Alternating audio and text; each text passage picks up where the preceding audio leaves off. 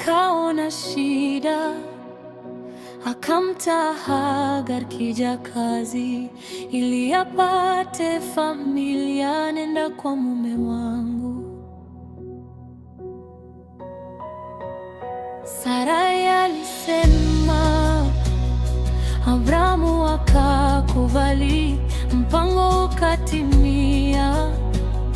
Hagar akapata mimba, dharau ikaingia, lakini maumivu yakazidi, Sarai akamtesa.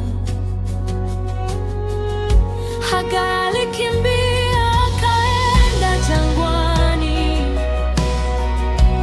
mbali na mateso. Alipotea njiani,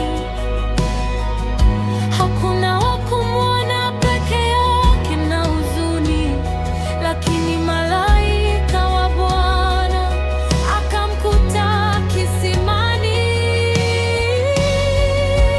Bwana husikia kilio cha wanyonge, hata jangwani yeye yupo nawe, anakupa jina jipya, anainua kichwa chako kama Hagar na Ishmaeli.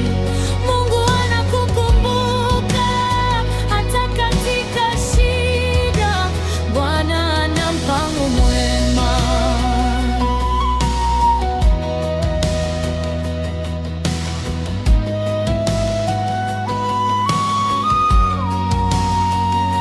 Malaika kasema, rudi utii bibi yako, lakini sikia ahadi, nitakuzidishia uzao wako, utazaa mwana.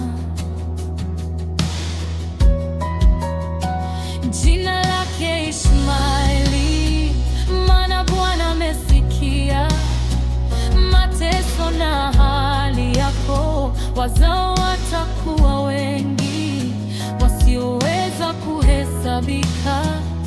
Kutoka utumwani taifa kuu litainuka. Hagar alikimbia akaenda jangwani, mbali na mateso. Alipotea njiani, hakuna wa kumwona, peke yake na huzuni, lakini malaika wa Bwana akamkuta kisimani.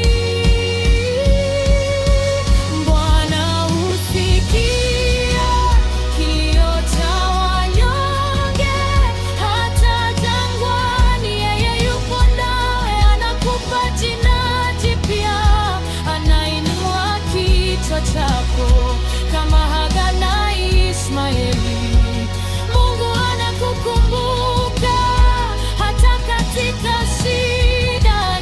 Bwana husikia kilio cha wanyonge, hata jangwani yeye yupo nawe, anakupa jina jipya, anainua kichwa chako kama Hagar na Ishmaeli. Mungu anakukumbuka hata katika shida. Bwana ana mpango mwema. Unayeniona Ishmaeli, unayesikia, umeinua wanyonge, umetupa ushindi.